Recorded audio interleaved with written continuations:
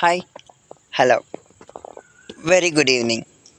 ఈరోజు ఎండాడ బృందావనం పార్క్లో పిల్లలు ఫుట్బాల్ ఆడుతున్నారు.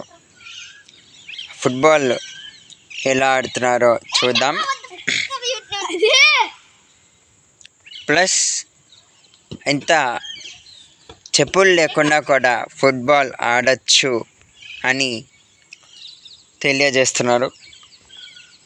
కానీ ఇది మామూలు ఫుట్బాలే, ప్రొఫెషనల్ బాల్ కాదు. ఆ డిఫెన్స్ చూసారా ఎలా చేస్తున్నారో.